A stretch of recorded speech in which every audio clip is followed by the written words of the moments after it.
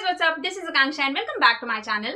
So जैसा कि आप जानते हैं कि 2022 बहुत ही टर्बुलेंट ईयर रहा है और बहुत सारे वर्ल्ड के फाइनेंशियल मार्केट्स क्रैश कर चुके हैं और लोग बाय द डिप वाली स्ट्रैटेजी को बहुत चेस कर रहे हैं। लास्ट फाइनेंशियल क्राइसिस के बाद ये बहुत ही पॉपुलर स्ट्रैटेजी बन गई है। सो इस वीडियो में मैं बताने वाली हूँ कि एक्चुअली बाय द डिप का मतलब क्या होता है and when and how you should buy the dip.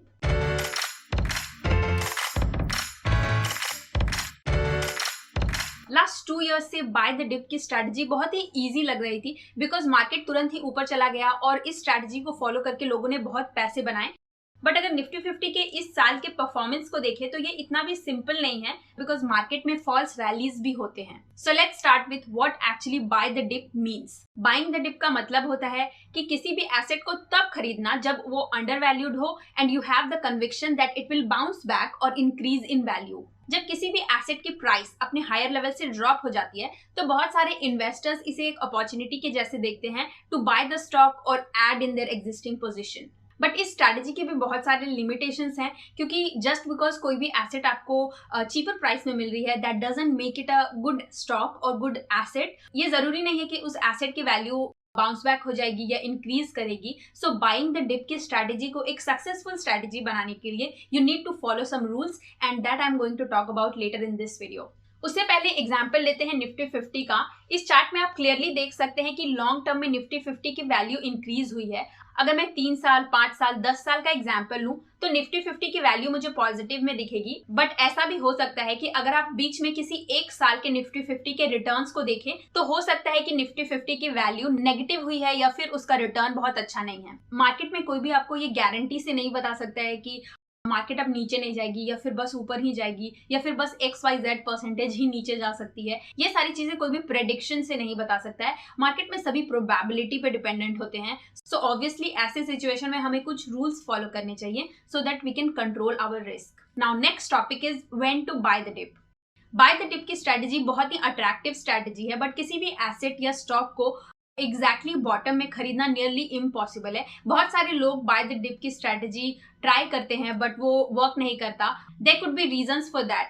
For example, अगर किसी ग्रोथ स्टॉक में करेक्शन आया है and you are buying the dip तो इसका मतलब ये नहीं है कि वो स्टॉक या मार्केट अब और नीचे नहीं गिर सकता है या नेक्स्ट डिप नहीं आ सकता है। Market can fall further because market में वोलेटिलिटी होती है एंड अगर आप देखते हैं कि आपके स्टॉक्स या एसेट में नेक्स्ट फॉल आया है and you sell it out of fear then there is no point of buying the dip.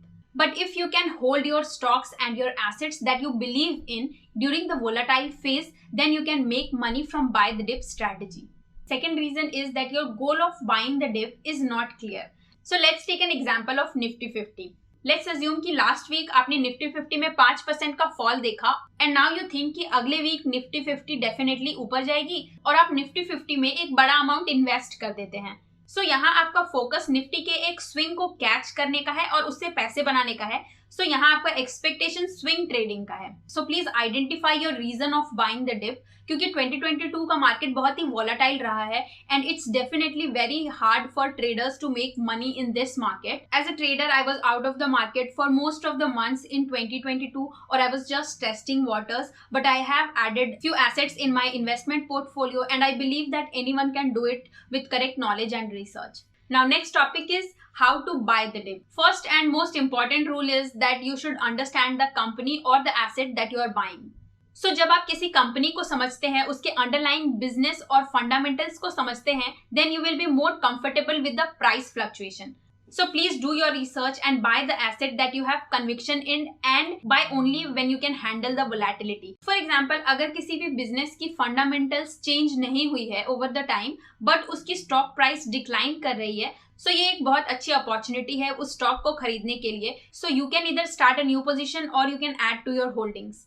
Second rule is averaging the stocks that you believe in. अगर आप किसी स्टॉक के fundamentals में believe करते हैं और आप उसमें इन्वेस्ट करना चाहते हैं then please don't put all your money in one go. आप अपने इन्वेस्टमेंट को 4, 6 या 10 इंस्टॉलमेंट में डिवाइड कर सकते हैं और आप 4, 6 या 10 इंस्टॉलमेंट्स में उस स्टॉक में इन्वेस्ट कर सकते हैं। इस तरह से आप अपना रिस्क मैनेज कर सकते हैं and it will give you peace of mind. Stock market, crypto market या बहुत सारे जो फाइनेंशियल मार्केट है वर्ल्ड में ये वोलाटाइल होते हैं। सो अगर आप किसी एक जगह पे अपना सारा अमाउंट इन्वेस्ट कर देते हैं then you are taking maximum loss और मैक्सिमम रिस्क। ये एक तरह का सिस्टमेटिक इन्वेस्टमेंट प्लान SIP है जो आप अपने एंड से करते हैं। The next rule is following the intrinsic value और मार्जिन ऑफ सेफ्टी। मार्केट में मार्जिन ऑफ सेफ्टी एक प्रिंसिपल होता है जो बहुत सारे इन्वेस्टर्स फॉलो करते हैं। जब भी किसी एसेट की प्राइस अपने इंट्रिंसिक वैल्यू से नीचे होती है तो उसे मार्जिन ऑफ सेफ्टी कहते हैं, और किसी भी एसेट को मार्जिन ऑफ सेफ्टी के साथ खरीदना आपके रिस्क को कम कर देता है। The next rule is to be responsible for your own money. अगर किसी टेलीग्राम चैनल ने,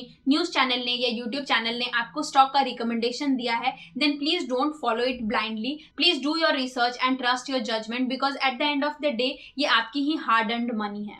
सो कंक्लूजन ये है that buying the dip is good. इसमें कुछ भी गलत नहीं है एज लॉन्ग एज आप फंडामेंटली स्ट्रॉन्ग स्टॉक और एसेट में इन्वेस्ट कर रहे हो और आप करेक्ट मेथड यूज कर रहे हो, और तभी ये रिवॉर्डिंग और बेनिफिशियल होगा। So that was my video guys. Thank you so much for watching this video. I really hope you find this video helpful, and if you do, please give it a big thumbs up and subscribe to my channel, and I'll see you guys in my next video. Bye bye.